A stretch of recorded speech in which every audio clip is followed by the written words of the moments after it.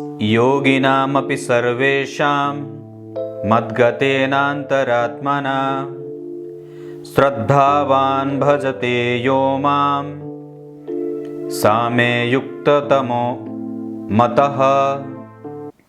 प्रिय दर्शकों नमस्कार, एक बार फिर से उपस्थित हूं आप सबके सामने रविवार के बाद सोमवार के कार्यक्रम में मकर राशि के जातकों के लिए बनने वाले उनकी कुंडली में लोक सेवा आयोग आईएएस आईपीएस और जो भी आप राज्य लोक सेवा आयोग की तैयारी करते हो, विभिन्न राज्य की जो अभी परीक्षाएं निकल रही हैं, जैसे उत्तराखंड में लोक सेवा आयोग के लिए हो या कोई भी प्रतियोगिता परीक्षाएं निकल रही हैं, चाहे राजस्थान में हो, चाहे बिहार में हो, चाहे झारखंड में हो, किसी भी राज्य सरकार के लिए राज्य को डिनोट करता है चंद्रमा और केंद्र को डिनोट करते हैं सूर्य। अगर आपकी कुंडली में इन दोनों ग्रहों की स्थितियां मजबूत हो रही हैं तो निसंदेह आपको आगे बढ़ जाना चाहिए। शुरू करते हैं आज का कार्यक्रम। कहीं नहीं जाना है, बिल्कुल बन के रहिएगा। कार्यक्रम के आरंभ में बोले गए गीता जी के श्लोक का अर्थ भी बताने वाला हूं। आज की राशि जो है वो मकर राशि है। वस्तुतः मैंने इस पे मेष से लेकर के धनु राशि तक का कार्यक्रम बना दिया है। आप लोग एप्लीकेशन में जाकर के प्लेलिस्ट वहां से भी देख सकते हैं। विभिन्न राज्यों के लिए पीसीएस अधिकारी के बनने के योग विभिन्न राशियों के लिए प्लेलिस्ट बना हुआ है। आप अपनी राशि के अनुकूल वहां पे जाकर के कैसे योग बनते हैं ये देख सकते हैं। शुरू करते हैं आज का कार्यक्रम।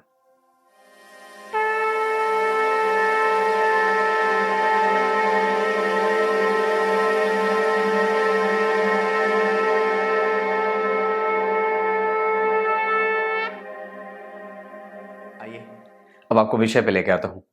अगर आप मकर राशि के हैं तो ऐसे कौन कौन से ग्रह की स्थिति कहां होगी तो आप निसंदेह प्रतियोगिता परीक्षा के लिए सफल व्यक्तित्व के रूप में या सफल एस्पिरेंट के रूप में जाने जा सकते हैं। एक बात बड़ी अद्भुत है, बताता हूं। आपके मेहनत में अगर भाग्य का बल नहीं रहा तो निसंदेह आपको चौगुना मेहनत करना पड़ जाता है।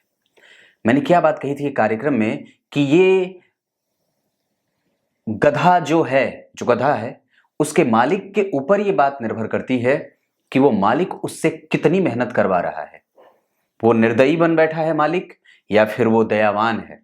पर बड़ी अद्भुत बात यह है कि जो हमारे परमपिता परमेश्वर है वो बड़े दयालु हैं, वो बड़े दयानिधि हैं और दयावान हैं।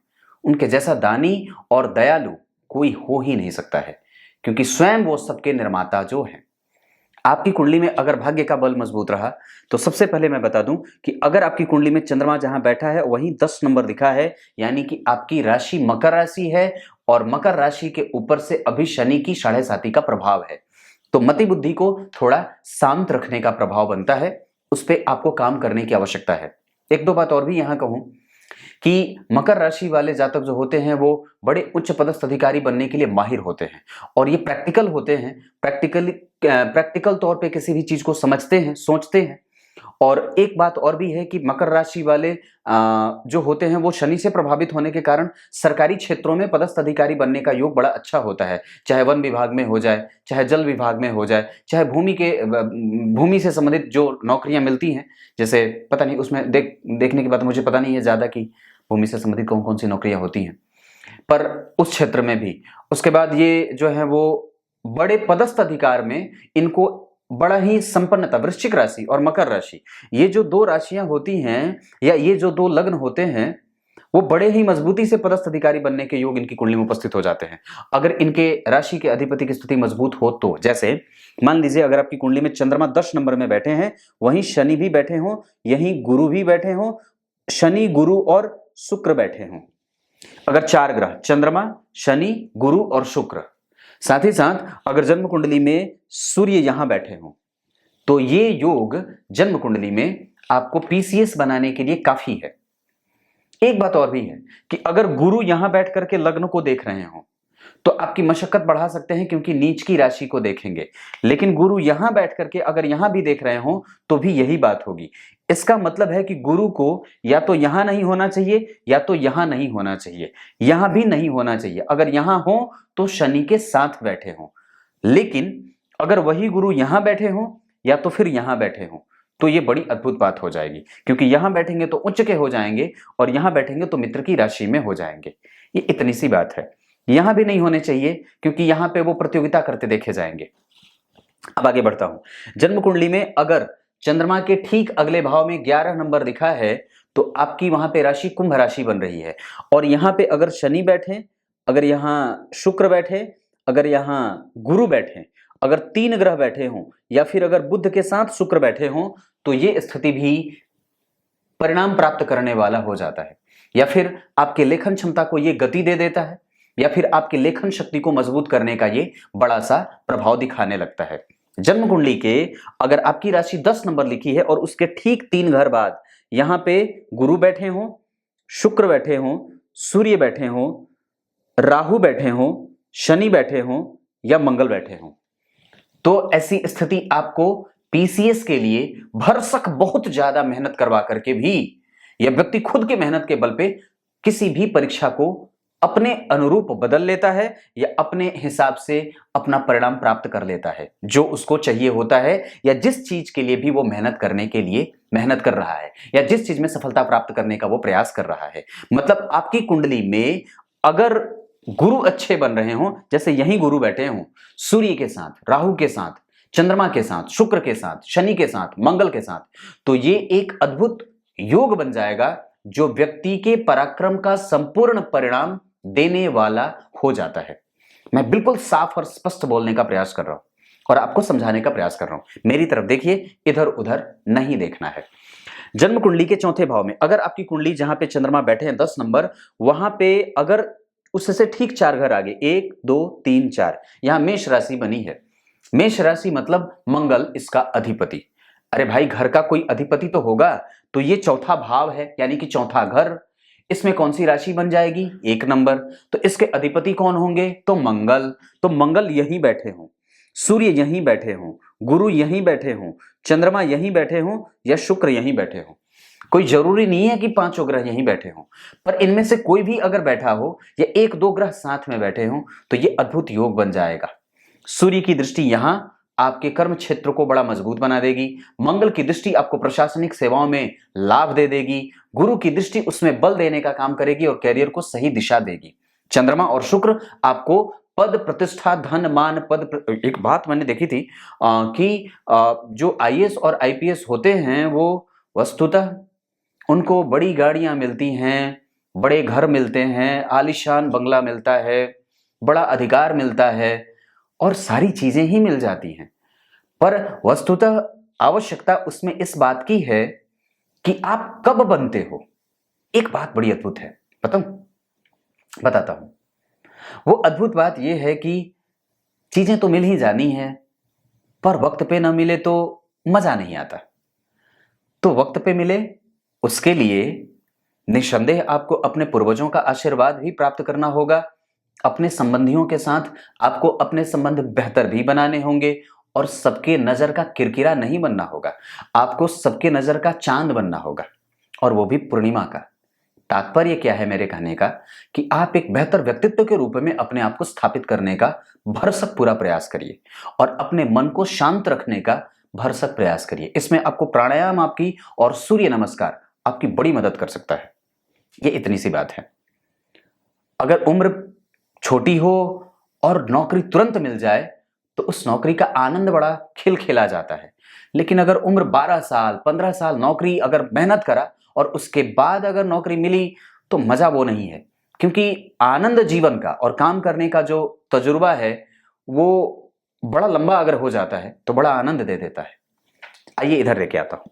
जन्म कुंडली के पंचम भाव में अगर चंद्रमा जहां बैठे हैं वहां 10 नंबर लिखा है और उससे ठीक 5 घर आगे 2 नंबर लिखे, यहीं शुक्र बैठे हों, यहीं चंद्रमा बैठे हों, यहीं गुरु बैठे हों या शुक्र के साथ, या फिर चंद्रमा बैठे हों चंद्रमा गुरु के साथ, या फिर सूर्य और मंगल एक साथ बैठे हों। कोई जरूरी नहीं है पांचों ग्रह बैठे हों, पर यहां पे अगर शनि भी बैठे होंगे तो थोड़े बहुत कमजोर परिणाम या देर देने के बाद आपको परिणाम दे देंगे। मतलब आपकी कुंडली में आप जिस चीज के लिए मेहनत कर रहे हैं वो आपको परिणाम मिल जाएगा, वो सट जाएगा। होता है ना, जैसे कि मैंने मेहनत करी, पर हमारे यहाँ भोजपुरी में कहावत है कि मेहनत तो कैनी है लेकिन मिलल है ना, यश ना मिलल। बाबू हमार खूब मेहनत कैला हन लेकिन मिलल है ना। तो ये कहने का मतलब है कि ये आपकी कुंडली का यश भाव है, और आपके मेहनत करने के बाद अगर वो परिणाम नहीं मिलता है, इसका मतलब ये है कि आपके जो पूर्वज हैं या फिर आपका जो पूर्व जन्म है वो थोड़ा रूठा हुआ सा है, या फिर ये कह सकते हैं कि आपके जो पूर्व जन्म के कर्म हैं वो थोड़े कमजोर से थे, क्योंकि ये पूर्व जन्म का भाव है। और यहां से कमजोरी अगर हो जाए तो व्यक्ति को मेहनत ज्यादा करनी पड़ती है, मशक्कत ज्यादा बढ़ जाते हैं। छठे भाव पे आते हैं, अगर यहीं बुध बैठे हो सूर्य के साथ, शुक्र बैठे हो शनि के साथ, या गुरु बैठे हो सूर्य के साथ, तो ये अच्छी बात होगी। अगर एक कोई भी ग्रह बैठा हो पर वो बुध अगर बैठा हो तो ठीक होगा। एक बात बता दूं, उस भाव का अधिपति अगर वहीं बैठा है, अगर बुध बैठे हैं तो शनि के साथ बैठे हो, अगर बुध बैठे हैं तो गुरु के साथ बैठे हो, या सूर्य के साथ बैठे हो। हालांकि इस भाव की अगर हम चर्चा करेंगे तो यहां चंद्रमा, गुरु, सूर्य, पर यहां बुध ना हो, बुध यहां बैठे हो, सूर्य और शुक्र यहां बैठे हो, बुध यहां बैठे हो, या बुध यहां बैठे हो, तो अच्छी बात होगी। यहां पे गुरु का बैठना सबसे ज्यादा लाभदायक होगा, आपको पदस्थ अधिकारी बनाएगा, आपको यशस्वी बना देगा, आपका प्रभाव अच्छा बना देगा और आपको सद्गुणी बना देगा। ये इतनी सी बात है। जन्म कुंडली के अष्टम भाव में सूर्य, बुध, शुक्र, राहु, शनि, मंगल, अगर इतने सारे ग्रह यहां बैठे हो, या इनमें से कोई एक से दो ग्रह अगर युति में भी बैठे हो, या अकेला अगर सूर्य वहां बैठा हो गुरु के साथ या राहु के साथ, तो एक अच्छी बात होगी। व्यक्ति को डीप थॉट देता है और व्यक्ति डीप एनालिसिस करता है, किसी भी चीज को बहुत गहराई तक जाकर के समझने का प्रयास करता है। सवालिया होता है, दिमाग बहुत तीव्र और प्रखर मति बुद्धि का होता है, सोचने वाला होता है, हाई थिंकिंग कैपेसिटी वाला होता है, बहुत ही किसी भी सवाल के उत्तर को बहुत ही मजबूती के साथ, और एक जैसे होता है कि वो घबरा करके नहीं, आराम से, और किसी भी सवाल का उत्तर उसके पास आसानी से उपलब्ध होता है, ऐसी स्थिति बनती है। ऐसे ही बोल रहा हूं या खाली समझ में भी आ रही हैं चीजें? आइए आगे बढ़ता हूं। जन्म कुंडली के अगर चंद्रमा जहां बैठे हैं वहां 10 नंबर लिखा है, और उससे ठीक 9 घर आगे अगर बुध बैठे हो, गुरु बैठे हो, सूर्य बैठे हो, शनि बैठे हो, शुक्र बैठे हो, या राहु भी बैठे हो, तो भाग्य का बल है। प्राचीन काल में या आपके जो पूर्वज रहे हैं उनका आशीर्वाद भी आपके साथ है। आपके पास आपके भाग्य का बल आपको ये इशारा कर रहा है, बाबू रे आगे बढ़ो, मैं तुम्हारे साथ हूं। आपके पास आपकी माता जी दही का कटोरा लेकर के खड़ी हैं गुड़ के साथ, मतलब भाग्य है, आशीर्वाद है। वो दही और कटोरा कुछ होता नहीं है, वस्तुतः वो जो है वो आपके माता और आपके छोटे भाई बहनों का वो स्नेह होता है। मेरा भैया जो है वो जा रहा है आईएएस की परीक्षा देने के लिए या इंटरव्यू देने के लिए, तो मेरा आशीर्वाद और मेरा स्नेह और मेरी जो शुभकामनाएं हैं वो उनके साथ है। बिना इसके आपकी जीत नहीं होती है। दरअसल हम लोगों को भाग्य को गलत तरीके से बताया गया है। भाग्य का मतलब होता है आपके जितने भी अपने लोग हैं उनका एक स्नेह, उसका अपनापन आपको कितना मिला है, वही तो भाग्य है। भाग्य का मतलब कुछ दूसरा नहीं होता है। जो लोग आपको बताए हैं भाग्य की परिभाषा उन्होंने गलत गढ़ रखी है। वस्तुतः भाग्य का मतलब होता है आशीर्वाद, भाग्य का मतलब होता है धर्म का आशीर्वाद। तो जब किसी को खुश रखोगे तभी तो वो आपको आशीर्वाद देगा। अब आप अगर इंटरव्यू पे जा रहे हो, अपनी छोटी बहन से लड़के जा रहे हैं, तो निसंदेह उसका कोप आपको प्रभावित करेगा, और हो सकता है कि वो आशीर्वाद ना देकर के शाप दे दे। इस वजह से आप अगर जा रहे हैं परीक्षा देने, तो आपको अपने दादाजी, दादी, बड़े लोग हैं, उनका आशीर्वाद प्राप्त करना होगा, और यही ये भाव है। अगर इस भाव का अधिपति यहीं बैठा हो या यहां पे कोई खुश हुआ करने वाला ग्रह बैठा है, तो निसंदेह आपके साथ आपका भाग्य है। आगे बढ़िए। दशम भाव से राज्य की और केंद्र की बात करी जाती है। शुक्र बैठे हो, गुरु बैठे हो, सूर्य बैठे हो, मंगल बैठे हो, राहु बैठे हो, शनि बैठे हो, इतने सारे ग्रह, या फिर अगर खाली सूर्य बैठे हो और मंगल साथ में बैठे हो, या शनि साथ में बैठे हो, या गुरु साथ में बैठे हो, तो आगे बढ़ जाइए और आपका कर्म बिल्कुल ठीक है। अगर यहां सूर्य बैठे हो, शनि बैठे हो, मंगल बैठे हो, या गुरु यहां से बैठ करके इसे देख रहे हो, यहां से बैठ करके नहीं देखने चाहिए, यहां बैठने चाहिए, या गुरु केंद्र में कहीं पे भी बैठे हो, तो ये बात बड़ी अद्भुत हो जाएगी और आपको निसंदेह आईएएस और आईपीएस या विभिन्न नौकरियों के लिए ये योगदान देने वाले बन जाते हैं। एकादशवें भाव में अगर मंगल बैठे हो, शुक्र साथ में बैठे हो, या यहाँ राहु बैठे हो लेकिन मंगल के साथ, या गुरु बैठे हो या सूर्य बैठे हो, तो ये स्थिति अच्छी साबित होती है। और निस्संदेह आपके जो भी आपने ख्वाब देख रखे हैं, जो भी आपने सपने देख रखे हैं, वो निस्संदेह पूरा होने का योग मिल जाता है और वो प्राप्त करने का प्रभाव भी विकसित हो जाता है। क्लियर हो रही हैं चीजें? यहीं पे बैठ के रहिए, कहीं मत जाइएगा, अभी ये चैप्टर बाकी है। उसके बाद 12वां, यहां गुरु स्वयं बैठे हों, हालांकि यहां पे थोड़े कमजोर हो जाएंगे, वो चंद्रमा भी कमजोर होंगे, सूर्य भी कमजोर होंगे। अगर यहां शनि बैठे हों और शुक्र बैठे हों तो अच्छी बात होगी। अगर बुध यहां बैठेंगे तो थोड़ी सी कमजोरी हो जाएगी, व्यक्ति एक्सप्लेन गलत तरीके से कर देता है, कई बार वो पॉइंट जो जिसको डील करना होता है उसको वो नहीं करता है, कई बार उसका आत्मबल कमजोर हो जाता है, कई बार मेहनत करने के बाद उतने अंक नहीं मिलते हैं, या जितनी मेहनत करी जाती है व्यक्ति उतना कर नहीं पाता है। तो ये स्थिति आपकी कुंडली में अगर बन रही है और एक एक स्टेप आपने अगर समझा है तो निस्संदेह ये स्थितियां बनती हैं कि आपके पास ऐसी स्थिति है कि आप आगे बढ़ सकते हैं। क्लियर है ये चीज? अब मैं इसी कुंडली के इसी चैप्टर के दूसरे फेज में आपको ये बता देता हूं कि ग्रह स्थिति कैसी बन रही है। अब आपको मैं मकर राशि वालों के लिए ये बता दूं कि ग्रह की स्थिति आपके अनुकूल अभी कितनी है। जैसे मैं सबसे पहले अगर लग्न पे ही चर्चा करता हूं तो लग्न मकर का बना या राशि आपकी मकर की बनी, पर अभी जो गुरु और शनि हैं वो दोनों मकर राशि में ही गोचर कर रहे हैं। इसका मतलब है कि गुरु थोड़े कमजोर होंगे और शनि भी थोड़े कमजोर होंगे। यहां पे शनि स्वग्रही होकर के बैठे हैं तो उनका बल मिलेगा। और वस्तुतः अगर गुरु शनि की बात करता हूं तो शनि श्रवण नक्षत्र में ही अभी गोचर कर रहा है। और एक बात और भी है कि लग्न पे शनि का असर आपको आलसी बना सकता है और आपके मति बुद्धि को थोड़ी बहुत परेशानी में भी डाल सकता है। और ये दरअसल ये भी इशारा कर रहा है कि अपने संबंधियों के साथ या अपने कलीग वगैरह के साथ या आपके साथ जो पार्टनर आपका बैठा हुआ है बगल में, उनके साथ आपके संबंध अच्छे होने चाहिए।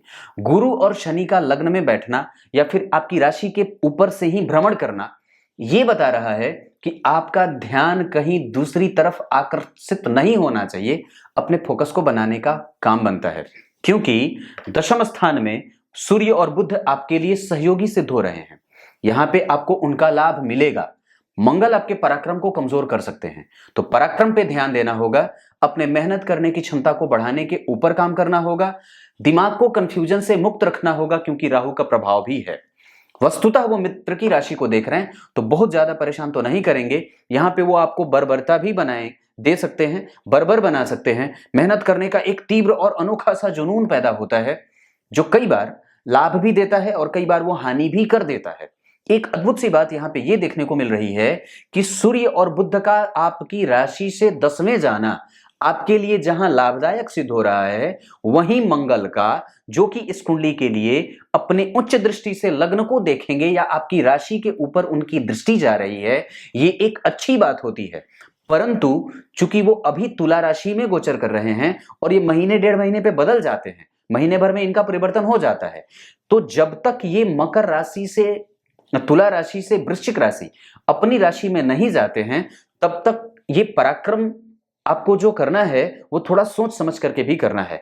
क्योंकि आपको बजरंग बली की पूजा यहां बन जाती है, क्योंकि आपको सूर्य को अर्घ देना आपका बन जाता है, क्योंकि गणेश जी के मंत्रों का जप, प्राणायाम, सूर्य नमस्कार, किसी मंदिर का दर्शन, देव प्रतिमा का दर्शन अत्यंत आवश्यक हो जाता है, सरसों तेल का दीपक जलाना बन जाता है, हनुमान चालीसा का पाठ बन जाता है।